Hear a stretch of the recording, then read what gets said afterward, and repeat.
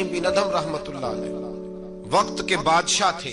بہت بڑی سیٹ ہوتی ہے بادشاہ. ہمارے ملک میں جو وزیر اعظم ہوتے ہیں نا، وزراء اعظم، وہ بادشاہ نہیں ہوتے، وہ جمہوری لوگ ہوتے ہیں. چھٹی نام بھی کو دے تو 5 سال کے بعد چھٹی تو کرنی ہے نا.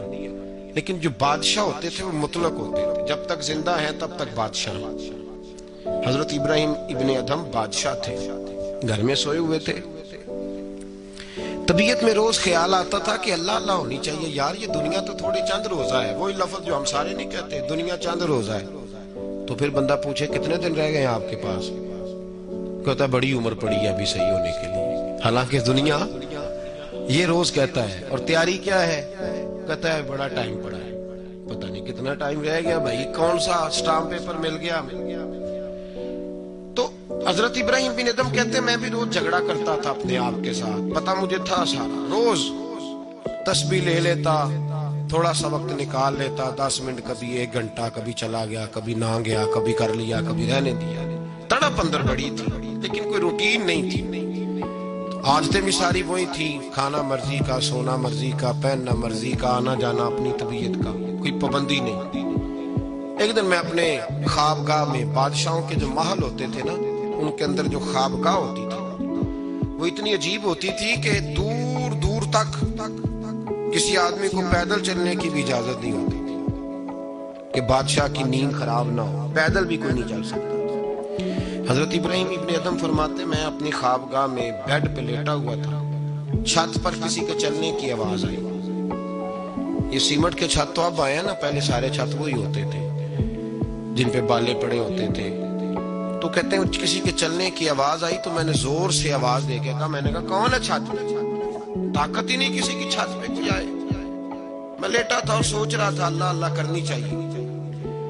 کون ہے چھت پہ؟ تو کہتے ہیں اوپر سے ایک شخص بولا، کہنے لگا ابراہیم میرا اونٹ گم ہو گیا، اونٹ تلاش کر رہا ہوں، اونٹ گم ہو گیا.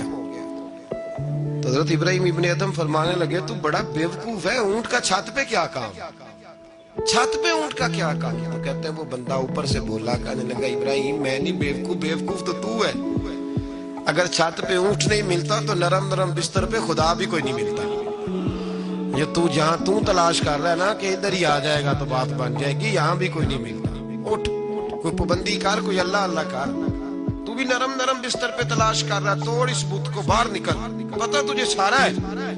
حضرت ابراہیم ابن ادھم فرماتے میں باہر نکلا. جو اپنے وزیروں میں سے مجھے اللہ سے زیادہ ڈرنے والا لگا اس کے سپرد میں نے حکومت کی، اور میں نے ٹاٹ کا لباس پہنا اور جنگل میں چلا گیا.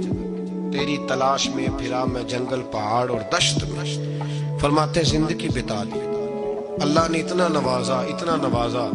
کیا فرماتے ہیں اگر میرے منہ سے نکل جاتا تھا نا اللہ دن بڑا گرم ہو گیا ہے، تو آپ فرماتے ہیں اسی وقت اللہ بارش عطا فرما دیتا تھا. پھر یہ حالات ہو.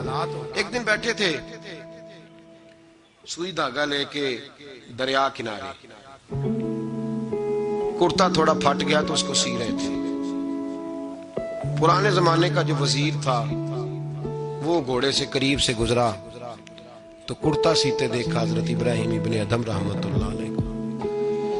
حضرت ابراہیم ابن ادھم سی رہے تھے تو وزیر آیا، دیکھا اور دیکھ کے کہنے لگا حضور دیکھیں نا آپ کتنے پریشان ہیں، کرتا سی کے دینے والا بھی کوئی نہیں. کتنی اچھی بادشاہی تھی، آپ اشارہ کرتے تھے ہزاروں کرتے آ جاتے. حضرت ابراہیم ابن ادھم نے اس کی طرف دیکھا تو جواب کوئی نہ دیا. دریا کنارے بیٹھے تھے تو وہ سوئی ہاتھ میں تھی، وہ دریا میں ڈال دی اور کہنے لگے اور دریا کی مچھلیوں ذرا میری سوئی تو واپس کرو. دریا کی مچھلیوں سوئی تو دو. ہر مچھلی اپنے منہ میں ایک ایک سونے کی سوئی لے کے آ گئی، ایک ایک سونے کی سوئی لے کے آ گئی، سونے کی سوئی لے کے آئی. حضرت ابراہیم ابن ادھم فرمانے لگے اور جانے دو یہ سونے کو تو میں لات مار کے آیا، مجھے میرے والی سوئی دو، وہ جو زنگ آلود تھی. تو ایک مچھلی وہ سوئی لے کے آئی، آپ نے پکڑی اور پھر دیکھا وزیر کی طرف، کہنے لگے وہ بادشاہی اچھی تھی یا یہ بادشاہی اچھی ہے؟